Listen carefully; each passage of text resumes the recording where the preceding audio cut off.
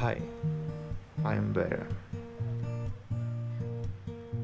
I'm accounting student majoring computerized accounting study program.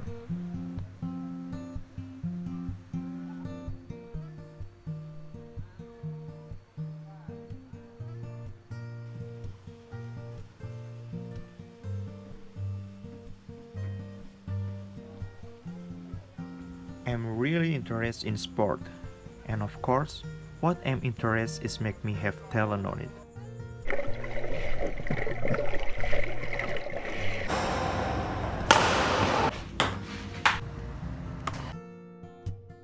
There may be people that have more talent than you, but there's no excuse for anyone to work harder than you do.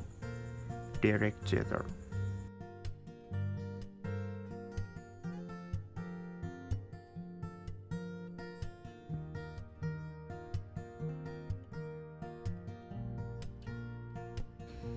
So, this is me, running from reality.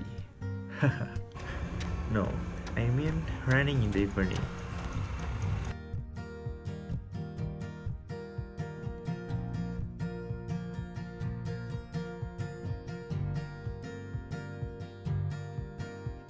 Reasoning. I love to improve myself, such as my skill in badminton. When I practice it, become better and better.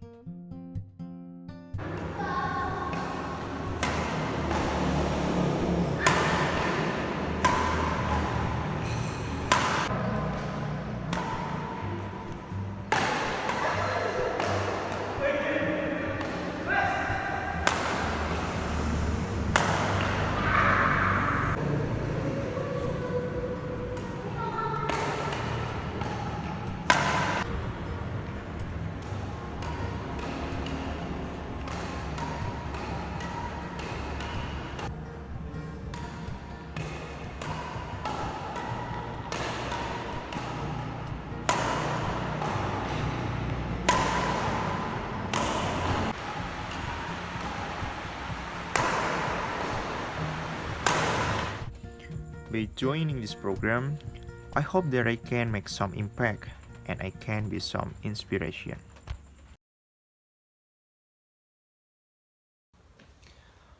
Assalamualaikum warahmatullahi wabarakatuh.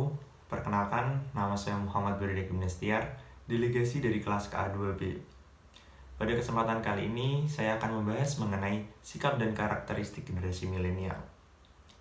Para ahli mengatakan bahwa generasi milenial merupakan orang-orang yang lahir antara tahun 1980-an hingga awal tahun 2000-an.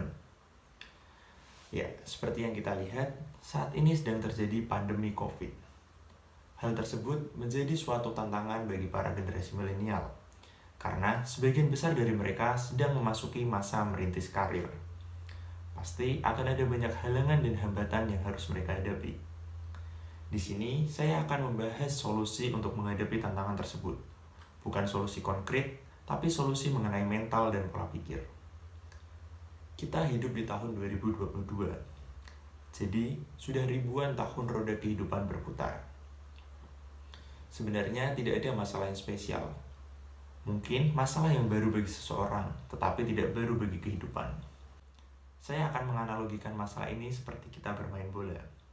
Ketika anak muda lulus di masa pandemi COVID, kenyataan hidup otomatis sudah menang 1-0 melawan dia.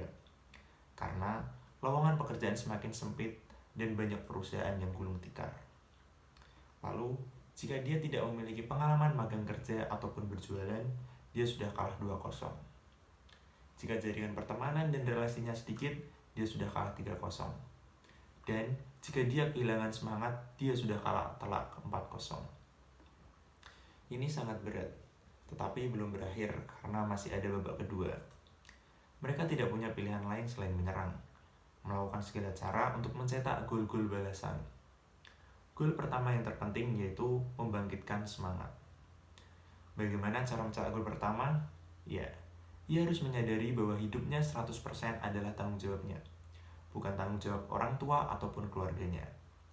Ia harus sadar bahwa ia adalah pemimpin dari dirinya sendiri, tidak bergantung pada siapapun, kecuali pada dirinya dan Allah Subhanahu wa Ta'ala. Setelah gol pertama diciptakan, gol kedua bisa tercipta dengan menyingkirkan sifat gengsi dan malu, yaitu gengsi kerja serabutan, gengsi berjualan, gengsi membangun relasi dengan orang baru, malu mengekspresikan dirinya, dan malu mengemukakan pandangannya. Ketika dua gol itu sudah ia ciptakan, gol ketiga dan seterusnya akan tercipta. Dari mana? Ya, dari usaha-usaha dan rasa bertanggung jawab yang ia lakukan. Usaha-usaha tersebut akan menular dan menghasilkan energi positif ke sekelilingnya. Bisa jadi tetangga tiba-tiba memberi informasi lowongan yang tepat karena mereka melihat dia baik dan serius.